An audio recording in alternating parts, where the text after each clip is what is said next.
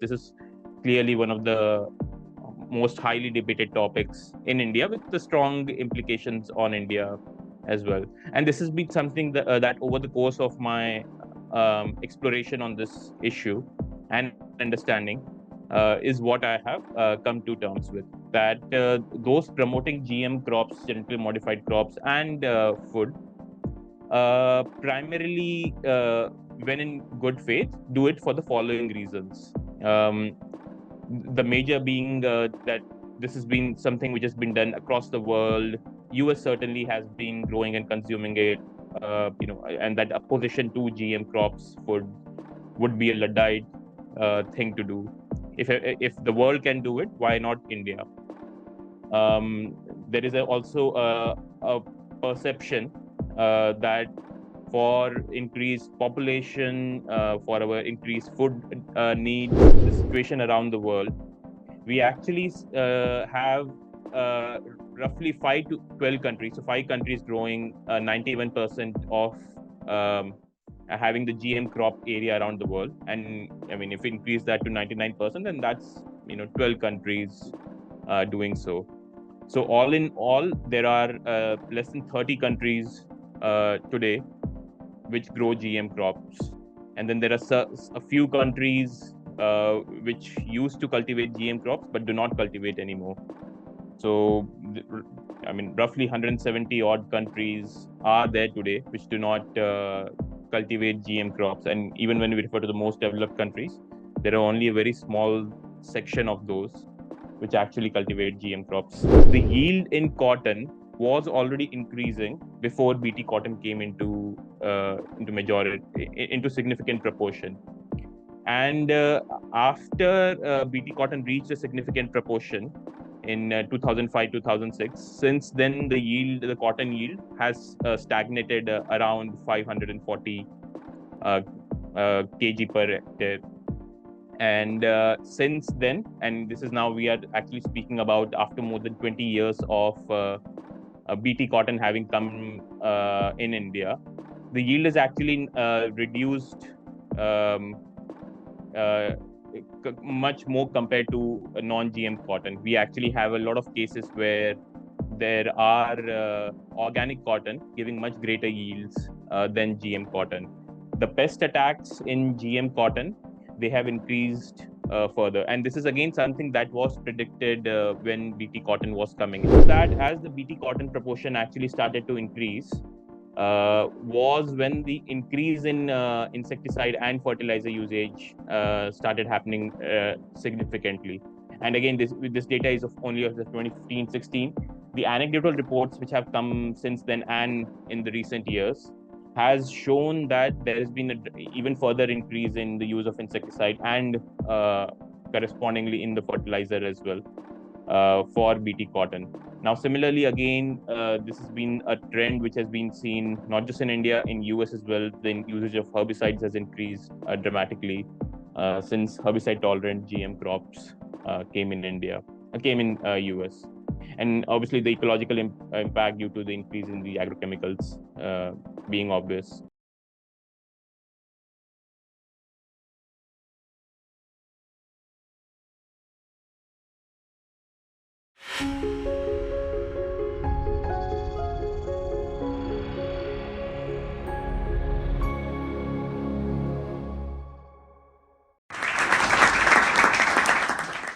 Namaste, everyone. It's a pleasure to be here and share about GM crops and its implication in India. As Ritulji mentioned, my primary area of work since in the last 6-7 years has been on scaling of organic and natural farming. Whilst also working on that, I have come across some threats to that as well. And one of the challenges in that is on GM crops. So it's a vast area uh, of subject, but I will be aiming to cover a brief, and hopefully this shall serve as a summary on where we stand as of today on genetically modified crops and foods in India. So I'll start from the basics in terms of introduction. What a genetically modified organism, I mean, and its common definition is when the DNA has been altered in a way which does not occur in nature. Now, this might happen, this might be done in an organism, this might be done in some crop, some seed. For the scope of this conversation, we will be focusing on crops only. So, a crop in which a DNA has been altered in a way which does not occur in nature. And often, but not always, as we shall see later, this would typically happen by insertion of a foreign gene into a crop. So, one very common, well-known example in the world of genetically modified crops, one of the first few examples was when a tomato, within a tomato, there was crossing aimed to be done with a fish. So, a gene of a fish was inserted into a tomato. And this is done for various reasons, which we'll cover into the course of the conversation. And this crop in itself did not go ahead uh, for a couple of reasons. But yeah, in a regular crop, crossing would be done with the same crop. So if I am doing crossing of a, let's say, tomato with another variety of tomato, then that would be something that would be taking place in nature. However, if I'm inserting another gene, this is where I am doing something called as genetic modification. So yeah, so insertion of a gene, which is not allowed in nature. There are other forms as well. We'll come to that slightly later. Um, I'll just share the Purva Paksha of GM crop and food proponents. This is something that I mean, when I started getting into the food and agriculture space, this is clearly one of the most highly debated topics in India, with the strong implications on India as well. And this has been something that over the course of my exploration on this issue and understanding is what I have come to terms with. That those promoting GM crops, genetically modified crops, and food, primarily, when in good faith, do it for the following reasons. The major being that this has been something which has been done across the world. US certainly has been growing and consuming it, and that opposition to GM crops would be a Luddite thing to do. If the world can do it, why not India? There is also a perception that for increased population, for our increased food needs, we would need GM crops to be able to increase our food production. There are certain crops where we are importing uh, those crops in substantial quantity, leading to a major loss of uh, exchequer. In the case of oil seeds, in the case of pulses, in those cases, GM crops would help us tackle those imports as well. In the situation that we are starting to face more, and there will be more and more of the changing climatic conditions, we would need seeds that would be able to adapt to the climatic conditions. So there is a perception that such drought tolerant seeds, saline resistant seeds would be needed. There are questions also being raised on the nutrition. There is an understanding that there is quite a lot of malnutrition, which will get more and more severe as climate change impact increases. So some people also feel that this would be a avenue through which we can get better nutrition. Um, there are two major variety of GM crops which have been in most widespread use around the world and in India as well. One of those being BT crops, which I've just come to next. So BT refers to Bacillus thuringiensis, and it's a bacteria found in soil. And this gene is then inserted into a crop with an understanding that it will help reduce pesticide usage. So, reduced pesticide usage, proponents of BT crops often mention that this would benefit health and environment. We would come quite a bit to BT and the one later down the line, herbicide tolerant crops, given that play a major role in the history of GM crops in India as well. The herbicide tolerant crops are those which which make a crop tolerant to herbicides. Herbicide meaning weedicides, and so the idea being that the weedicides would then be able to kill the weeds as they are known, uh, whilst leaving the crop safe from weedicide. So allowing for more such chemicals, agrochemicals to be sprayed on the crop, and by that way allowing farmers to manage weeds in a cost-effective manner. Traditionally, these are often done by the women in the farming landscape in India, more often than not. Um, the argument which is also made is that this will lead to greater income for farmers, either by means of reduced loss to pests, or somehow by increasing production as well. Um, People also mention that we should allow farmers to make their own choice in the name of liberalism. We should allow for freedom of opportunity for farmers. This is science, and then related to the first argument in a manner that science should not be stopped. Lastly, there is also an perception that this is the way where scientists actually support GM crops. There is nothing to be concerned about. Scientists, doctor, medical fraternity, they do view them as safe. There is no harm which has been found from GM crops.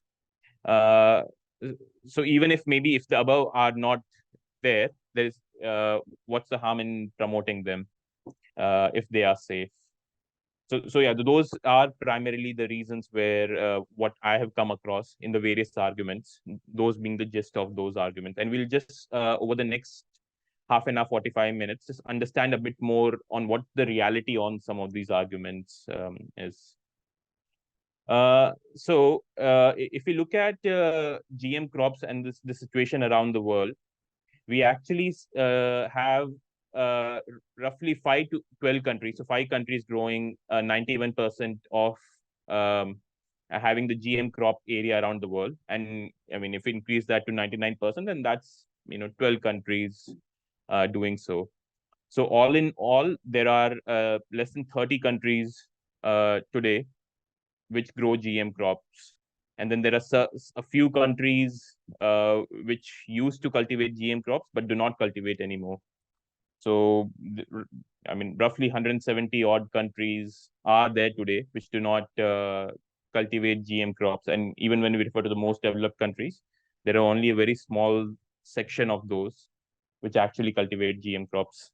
Within India, we only have genetically modified cotton as the only crop, and there isn't a food crop. Obviously, cottonseed oil is often used in the name of vegetable oil uh, illegally, which comes into our food chain.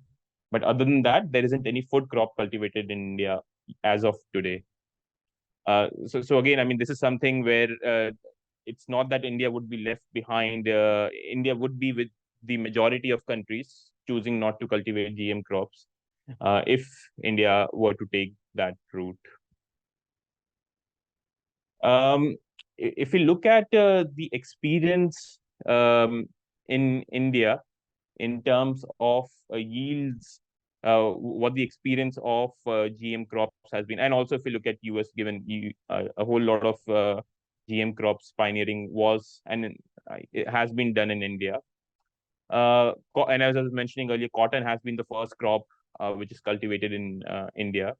The yield in cotton was already increasing before BT cotton came into significant proportion. And after BT cotton reached a significant proportion in 2005 2006, since then the cotton yield has stagnated around 540 kg per hectare. And since then, and this is now we are actually speaking about after more than 20 years of BT cotton having come in India, the yield is actually reduced um, uh, much more compared to a non-GM cotton. We actually have a lot of cases where there are organic cotton giving much greater yields than GM cotton. The pest attacks in GM cotton, they have increased further. And this is again something that was predicted when BT cotton was coming in. That is how typically it happens in a lot of GM crops, that if you're bringing it to deal with a certain pest, there would be over a period of time it would be and it would get resistant to another pest, and those would cause greater havoc. Pink bollworm is where what BT cotton has developed a great degree of resistance to, and also causing a whole lot of pesticide usage as well. Also, in terms of countries which have a higher cotton yield than India, most of them do not grow GM cotton. In fact, Dr. Keshav Kranti, who is a leading authority in cotton, he has mentioned of ways for India to increase the cotton yield without using GM cotton as well. Similarly, in the case of GM mustard, which is, and I'll spend a bit of time on GM mustard as well. This is the first. This is intended to be made the first food crop in India to be genetically modified. It is again very well known that there are higher yielding varieties in non-GM mustard already in existence today. There are Giriraj, there are many other cultivated bread varieties which give a higher yield than non-GM mustard. Similarly, in US, there are reports after reports which have shown that the increase in yield in crops has not come from genetic modification. In corn and soya, GM and non-GM corn soya yields have been pretty much similar.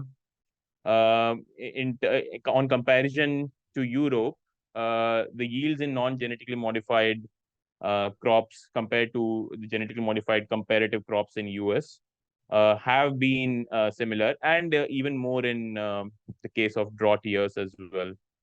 So again, this has been a myth which has been brought up time and time again.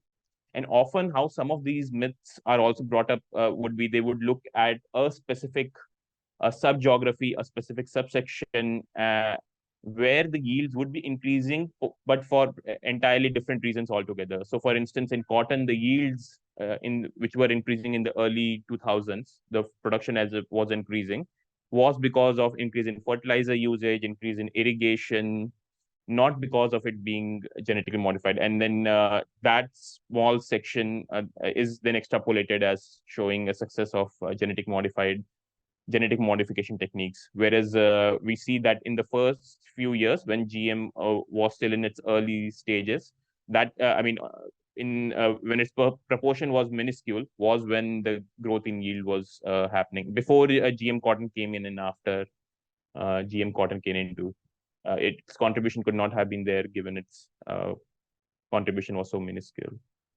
Right. Another reason which I covered in earlier was it's often mentioned that it will actually help in terms of reducing pesticide and fertilizer usage. Now, when I was actually looking at the data of the fertilizer and pesticide usage, so we would actually see until 2005, 2006, both in both the graphs, the fourth column, which is where the BT cotton proportion was somewhere, much less than 25%. So if you look at if you look at the column on the that, as the BT cotton proportion actually started to increase, was when the increase in insecticide and fertilizer usage started happening significantly. And again, this data is only of the 2015-16. The anecdotal reports which have come since then and in the recent years has shown that there has been even further increase in the use of insecticide and correspondingly in the fertilizer as well for BT cotton. Now, similarly, again, this has been a trend which has been seen not just in India, in US as well. The usage of herbicides has increased dramatically since herbicide-tolerant GM crops came in India, came in US, and obviously the ecological impact due to the increase in the agrochemicals being obvious. Another point which I mentioned in earlier was that this would actually help um, in terms of reducing costs due to weeds and help farmers in easily managing those. Now, US again, where these herbicide tolerant crops are in majority, and if you remember I had mentioned about the herbicide tolerant crops helping in tackling weeds. What has happened is a whole lot of these weeds have become resistant to herbicides. As of last count, there were 48 in number, and a huge area of US farming land was actually becoming resistant to weeds altogether. So what would typically then happen is that farmers would have to use more and more hazardous herbicides or a combination of various herbicides to be able to tackle weeds, which now become superb weeds. And you can see in this photograph the size of the weed actually, being taller than the size of the man in this picture. There have been equipments which have broken in terms of trying to take out such weeds, and yeah, this is becoming a major hazard in US. So this is how biology typically works when you are trying to use a particular chemical on a particular uh, either a weed or an insect. They do invariably end up developing some form of resistance to that. Um, so again, obviously, the point about this happening in terms of being able to reduce costs certainly being a flawed narrative, and if these were to be taken in a large scale in India, this would have pretty dramatic consequences if we are to actually have a whole lot of our land becoming uncultivable for such reasons, as is happening in US where farmers are leaving the land. Now, if we actually look at the story about BT cotton farmers actually making profits and GM cotton actually helping farmers, we actually have CICR, the Central Institute of Cotton Research reports actually mentioning how in recent years farmers are actually making losses by growing BT cotton. In a particular year, there was losses of 6,000 per acre loss that farmers were making. There were reports on how Monsanto, I mean, then operating via Mahiko and now being bought by Monsanto, being bought by Bayer. They actually made royalty profits of rupees 7,000 crore on BT cotton. That is the companies that were actually selling BT cotton seeds. They were paying a royalty to uh, Monsanto on GM cotton. Now, again, I mean, if there were all these things that were taking place, why did farmers actually go for BT cotton on such a large scale?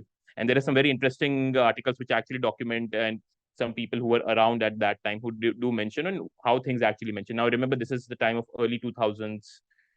So yeah, so a couple of decades have already passed water since then. One was that before BT cotton actually started to be cultivated, it was not that the situation was, rosy, or uh, that is the time period to which people suggest that we should return to on those challenging BT cotton. We had already had a lot of American cotton being cultivated in India in the years, and in fact, in the decades before that, going all the way to before independence. We have been facing a whole lot of issues on the cotton landscape. There were obviously a whole lot of pest issues attacking American cotton. And what also happened to actually allow for the conditions for GM cotton to flood the market, a whole lot of non-GM cotton varieties were removed from the market. Germplasm uh, was destroyed so that the alternatives to GM cotton could not come. A whole lot of collusion has been reported as well, taking place. A whole lot of collusion, a whole lot of negligence uh, and whichever was which, to allow for circumstances for GM cotton to come to large scale in India. There was obviously a whole lot of misleading promotion, misleading narrative. Bollywood superstars were involved to promote BT cotton, in terms of that being providing the be all and the end all solution uh, uh, for farmers. And we do know that the losses that have happened, BT cotton areas are some of the areas where, because of the depth, which has been quite heavy in some areas in Maharashtra, in Vidarbha, in Marathwada, they have ended up becoming the suicide hotspots for farmers as well. The depth from BT cotton contributing to that. In quite a few states, even today in 2023, I mean, pest attacks are destroying BT cotton in large scale. I mean, just in this year, we had 90% of cotton crop being destroyed. The state government announced a relief fund of over 1,000 crore for farmers. Similarly, in Punjab, Haryana, heavy losses having been incurred by the farmers on that. Haryana has now, though interestingly, started to incentivize farmers to move towards non-GM cotton, to move towards desi cotton as well. They are providing farmers with an incentive. Now, again, just to repeat and summarize, the some of the traits that were mentioned, I mean, in terms of drought tolerant, salinity tolerant, the nutrition traits, they have not really been introduced in India. They've A lot of those are still at testing stages, so we do not have data for those. But yeah, most of the GM crops in the country so far have been for BT cotton, herbicide tolerant cotton. So those are crops on which a greater amount of scrutiny has gone in India, certainly. Um, then if we also uh, then we if we also look at some of the other issues on GM cotton, um, there have been the technical expert, Supreme Court actually put up a technical expert committee where, when they looked at from the company's own data on cows and rats consuming BT cotton, BT brinjal. So from their biosafety dossier, often the argument being mentioned that GM crops are safe. There have been no impacts as such. From company's own data, it came out that cows that were consuming GM crop, they actually showed an indication of having reduced milk yield. That is, those lactating cows showed indications of showing lower milk production after consuming GM crops. Similarly, on rats which consumed BT brinjal, they actually had disruptions and changes in their organ sizes, in their blood parameters, uh, and this is not independent data. This is actually data coming from the companies that themselves were promoting these GM crops, but analyzed by the Supreme Court's technical expert committee. Now, again, Bayer, the company which is bought over and merged with Monsanto, is facing billions of dollars of fine in US on regarding cancer warning for glyphosate. Now, glyphosate is a herbicide which is used quite prominently on herbicide tolerant GM crops. Uh, and By not having warned consumers that this could uh, cause cancer, is the reason why Bayer is having to face the fines in such large numbers, and the numbers are still increasing. And so are the cases in US. Um, there are conversations happening in US on seeing whether glyphosate should be stopped to be sold, and across the world as well. In India as well, there have been some attempts which have been made on trying to see if this selling of glyphosate could either be stopped or reduced, regulated much further. But it is being challenged quite strongly by the agrochemical companies. Similarly, on pollinators, butterflies, bees, which have a heavy role to play in crops, There have been major issues which have been seen on the health of butterflies and bees. Now again, people say in US, a lot of people are actually consuming a lot of GM food, but there hasn't been any health impact. Well, until last year, there was strong opposition on putting any labeling on GM food in US. Some labeling just started last year, although there is attempt to keep that labeling as difficult to discern as possible. Now, obviously, we do have a whole lot of data from doctors which have found correlation between increase in GM crops and the corresponding glyphosate usage with diseases. But obviously, one doesn't know, and obviously, as anybody would um, tell you, correlation is not causation, even if there is correlation. So there are a whole lot of those tests which need to be done, a whole lot of the epidemiological studies which need to be done, which haven't happened yet. There have been obviously all the medical doctors in India who have opposed the release of GM mustard.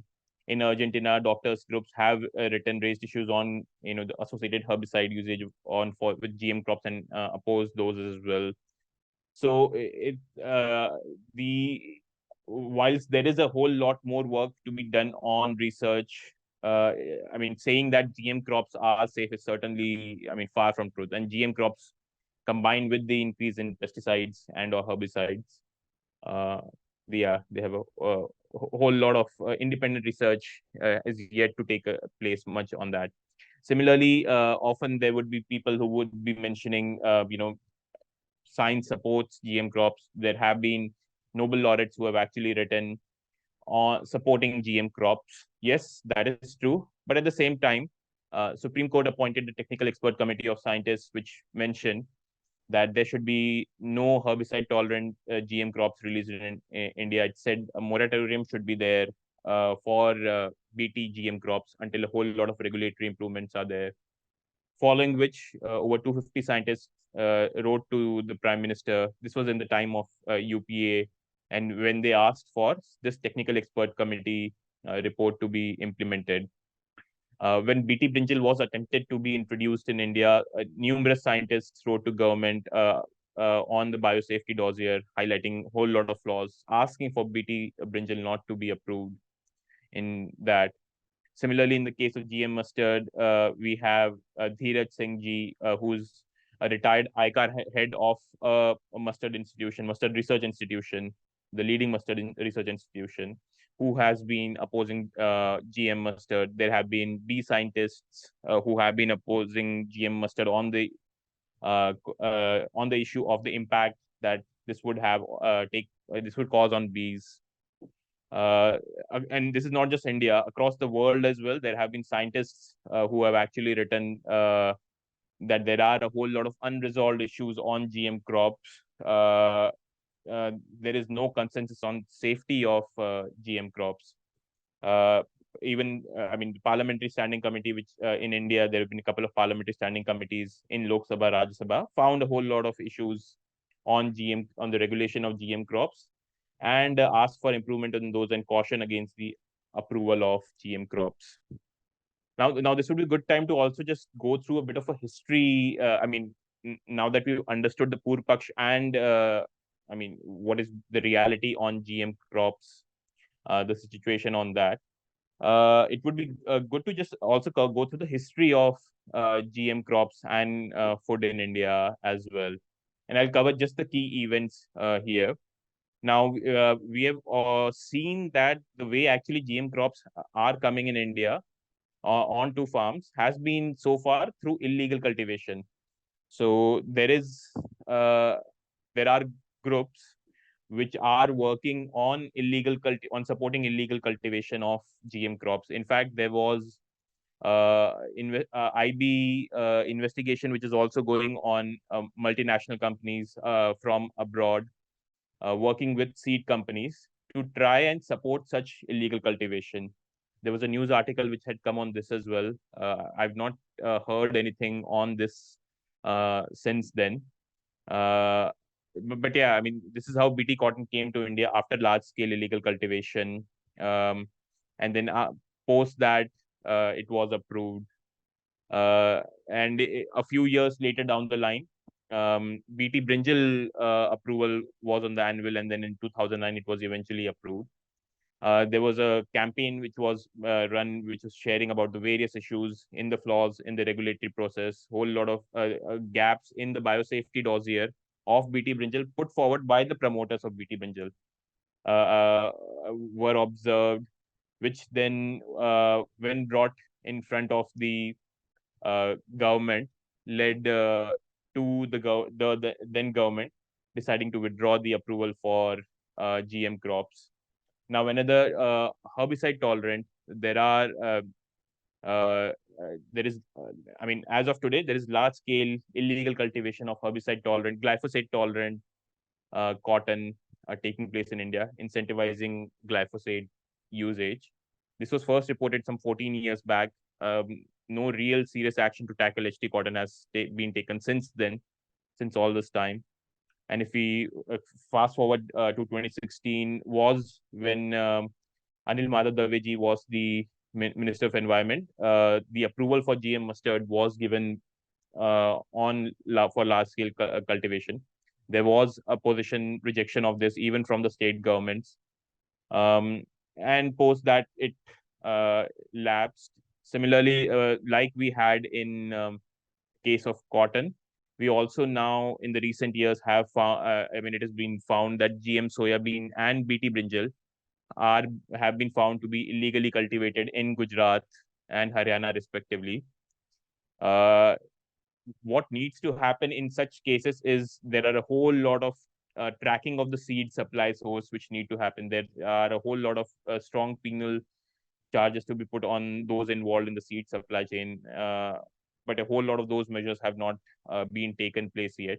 And obviously, this is only what was detected after being reported and investigated. Nobody knows for sure how much else of illegal GM cultivation of soybean brinjal is taking place. Similarly, in 2018, now we have been talking about crops mostly, and I'll come to food a bit more as well. Now, food is obviously, I mean, what becomes crops eventually would become food. But we do have a whole lot of packaged food, illegal genetically modified food reported in us and found to be cultivated in India in a study conducted by Center for Science and Environment. We'll just cover that in a slightly more detail. And the same GM mustard, which was allowed to be lapsed in 2016, approval for large scale release of that GM mustard has been given again. And there is a whole lot of big debate which is going on in the country on GM mustard. There is a Supreme Court case which is being heard on GM mustard and other issues on GM as well, but GM mustard being the current focus as well. This is a long running Supreme Court case as well. And with that, I'll just touch a bit on GM mustard, given its importance. And there are a whole lot of other GM crops in the pipeline as well. Now, again, as I had mentioned earlier, GM mustard, I mean, it's being said that it would actually be higher yielding. It is higher yielding. It would reduce import bill on oil seeds.